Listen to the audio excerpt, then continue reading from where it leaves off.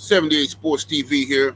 Salute to the mighty LDBC. Y'all smash that like button, hit the subscribe, turn on your notification bell so you'll be notified when I drop a new video. And if you're digging the video, please share the video. All right. So I want to talk today about a young brother by the name of Nolan Wells. I will be doing another video, several videos about this case on Patreon. So make sure y'all sign up to the Patreon, patreon.com/78 Sports TV. But this will be my YouTube version of the video. Um, all right. So from what I gathered, a young brother pictured here went out and hung out with his white friend group, right? His white peer group, and they went on an island right off the coast of Mississippi, Horn Island, I believe it's called, and they went out there to celebrate the Fourth of July and things of that nature. So it appears to be like a young folks hangout spot or something like that, whatever. So they took boats down there and hung out on the island. And then when it was time to go, Nolan didn't return. His friends returned and his cell phone returned, but he didn't return. Um, so that leaves you to ask the question, what happened to the young brother, right? His body was recovered. Police have not indicated that there was foul play.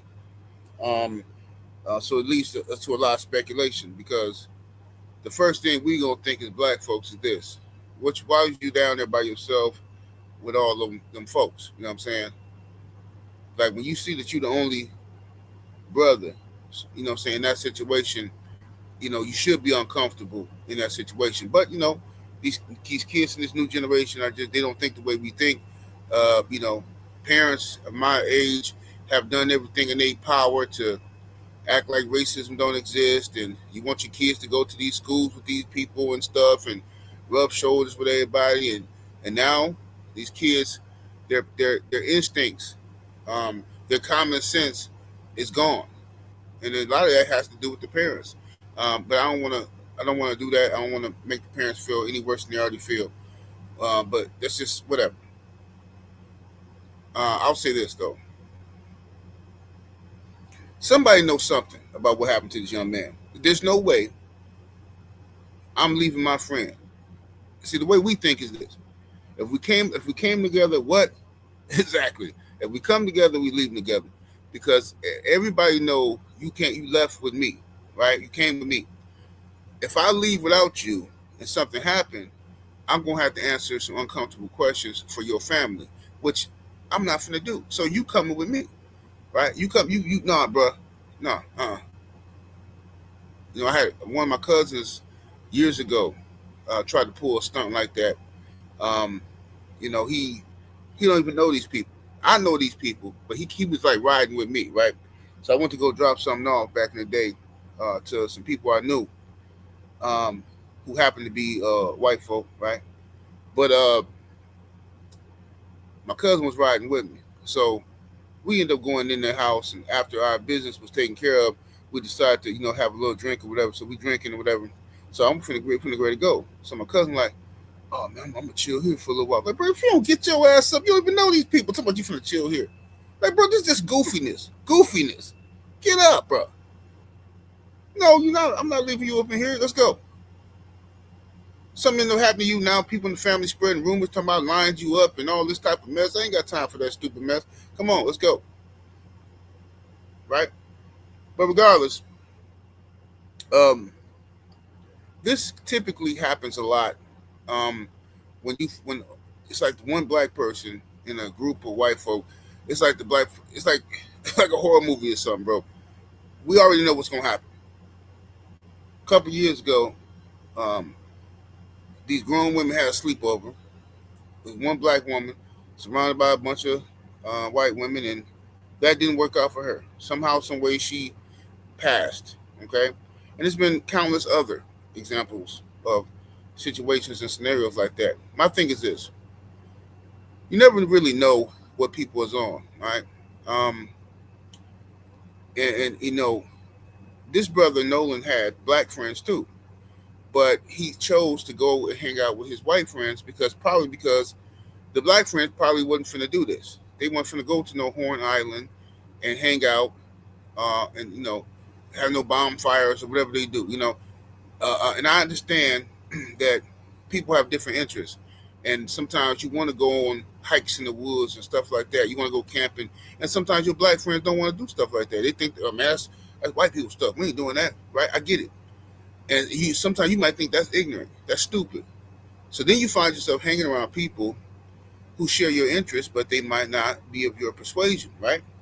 And then you find yourself in uncomfortable positions, because you don't really know what people's true intentions are for you.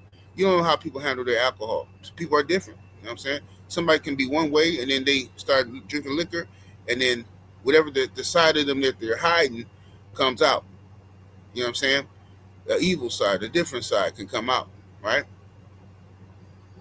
But what disturbs me the most about this case is that I've been hearing people say that, and like I said, this is just what I've been hearing from watching YouTube videos.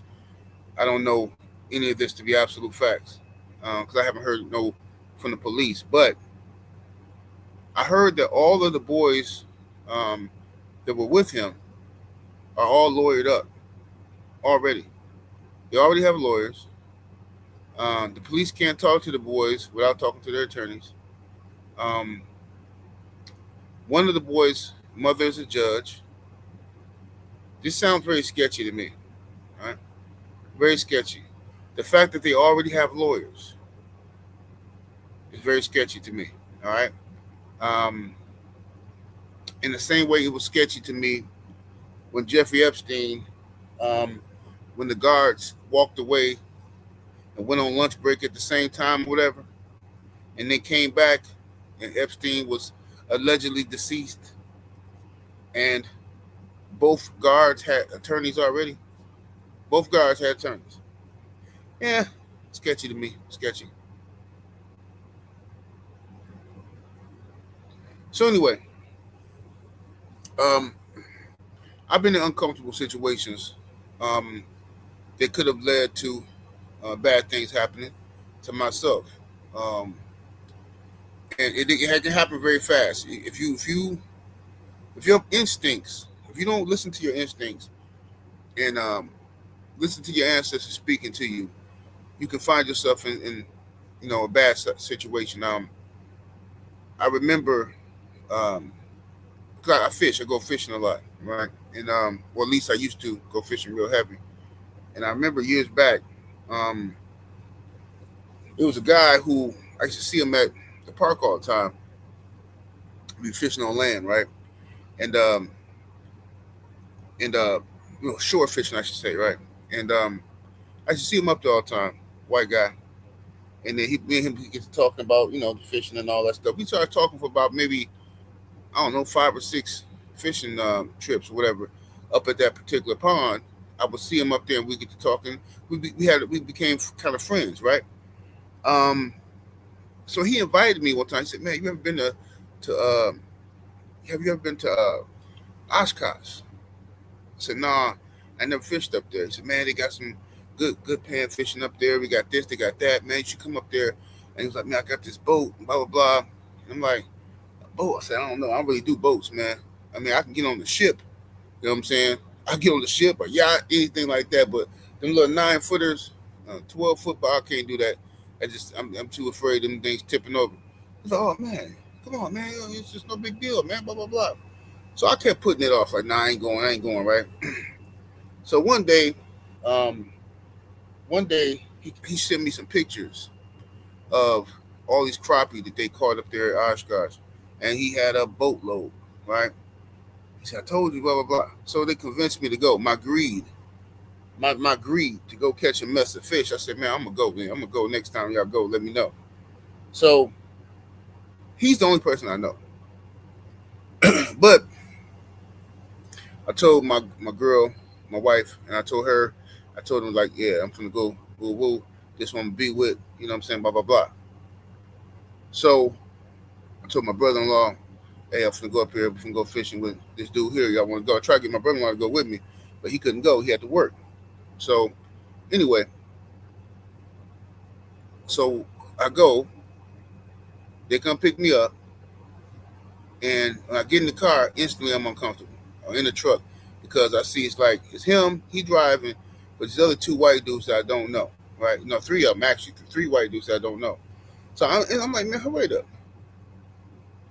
I'm like, man, and they all like quiet. They're just too quiet for my liking. Like they're not talking, they're not laughing, or nothing. So I'm like, man, this ain't finna end good. You know what I'm saying? I'm thinking I watch too many horror movies, right? Like this is not finna end good. So whatever. We get to Oshkosh, right?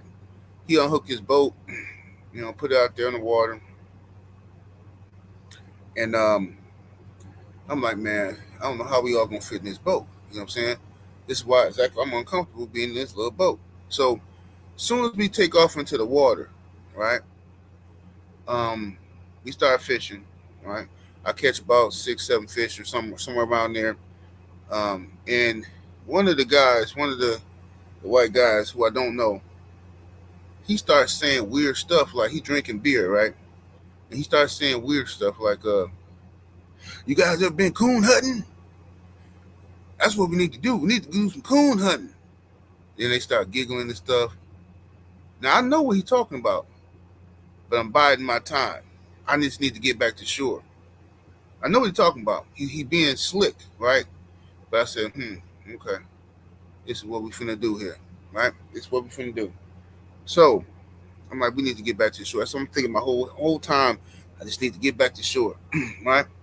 So I go in my bag and I take my thing off safety just in case, and I keep my hand on it. You know what I'm saying? I just kept my hand in my bag. I stopped fishing at this point, right? And I just kept my hand there. So then the dude who I know, he was like, "Hey man, you okay? You okay?" Well, because he saw my attitude change. I said, "Hey, no, man, let's go back to the shore. I'm starting to get sick." You know what I'm saying? So he dropped the dude who I know. He take the boat back to shore, but the old boy was steady saying little crazy stuff, like little subliminal racist stuff. You know what I'm saying about coon hunting. We should go coon hunting. We should go coon hunting, right? So, um, we went back to shore, and I dealt with the dude. You know what I'm saying? I dealt with him. You know what I'm saying? I dealt with him the way I had to deal with him. You know what I'm saying? I ain't unalive him or nothing like that, but I definitely dealt with him and fixed his face for him. You know what I'm saying? But I had to make sure we got back to shore because what wasn't finna happen was me getting into no physical altercation with all them motherfuckers on that boat. That wasn't finna happen. You know what I'm saying? So they could toss me over and say I fell in the water or something that wasn't finna happen. But that day there was the last day of my life I ever was the only black person anywhere. Never doing that again. Never. Never. Never in life will I do it. I won't let my kids do it. Who you going with? Oh, I'm going to hang out with Sarah and this and that. Okay. Who else going? Just them. No, you ain't going there. Oh, this is my friend. No, no, you ain't going. You ain't going nowhere with them like that. Can't happen. Can't happen. You know what I mean? So the point of all this is, me telling you all this is, we need to be aware. We need to educate our children as to situational awareness. And like I said, I understand to the need to want to hang out and do different things that some of your black friends may not want to do. Right? I get that, but our kids are getting too relaxed. We're getting far too relaxed, hanging out in these type of social settings where you are the only black person. The odds that somebody is gonna flip and turn racist when they start drinking, saying stupid stuff, it always happens. Y'all know what I'm talking about. Hey man, let me tell you something, bro. Let me tell you, I never had a problem with niggers. Like, huh? What the hell you say? No, no, no, don't listen, man. I'm not listening. Listen, man. I'm just saying I never had a problem with niggers because, like, well, blacks. I mean, because like you guys, are very important to society. You guys like Snoop Dogg and 50 Cent. Who's better, Snoop Dogg or 50 Cent, bro? You tell me that, man. Yep. We all know those weird conversations that come from all their mouth and they swear they ain't racist. But that's what happens. They get a few of them whiskeys in them, and it's a wrap. That's what they do. You know what I'm saying? So situational awareness is very important. Um, I feel bad for the young brother's family, his mother and father. Um, his son was a high school football player and stuff, and now this tragedy has happened. But there's no way um, they just left him there. No way. And then there's rumors that it was some type of altercation between them or whatever the case it was. But I know teenagers, they're not leaving their phone. You know how hard it is to get a kid to a teenager, a young person, to get off of their phone. They always got their phone. So the fact that he was separated from his phone is sketchy right there. And they say, oh, he was going to talk to some girl. He was going to talk to a girl because you know how that go. When you black, when you're a black man, you just can't resist women. You know what I'm saying? You can't resist. You have this sexual appetite where this stupid stereotype. Oh, that makes sense. Yeah, he was going to talk to a girl. That's why he didn't go back with his friends. You know how black men are. They can't be controlled they're lost when it comes to women. It's ridiculous. Where is girl at? Where's she at? So the boys pictured here, I guess, they have, according to reports, they have all put their social media pages on private. They all have lawyers. I don't get it. I don't understand for the life of me how, if y'all did nothing wrong, and this is your friend, why you can't come out and make a statement. The only time you don't make any statements is if you don't want to incriminate yourself, right? A good lawyer tell you just be quiet, don't say nothing, because everything you say can and will be used against you. But if you haven't done nothing, if he just didn't want to come back, y'all know it wasn't no foul play. I don't care what, it don't matter what the lawyer said. I'm not gonna have nobody believing I did something I ain't do. Just like that sister who had went down to Mexico with her so-called friends, and they beat her up down there and left her body down there. Just ridiculous. But anyway, y'all let me know what y'all think of this case, this situation, man. This thing really bothers me. This whole situation, it's made me real uncomfortable. You know what I mean? Like I said, I got a few different stories, but I'll save those stories for Patreon. I don't want to give too much up on YouTube, but make sure y'all check me out on Patreon, man. Patreon.com/78 Sports TV. That's patreon.com/78 Sports TV. Also follow your boy on Rumble. 78 Sports TV on Rumble. 78 Sports TV on all social media. Holler at y'all in a minute. I'm out of here. Deuces.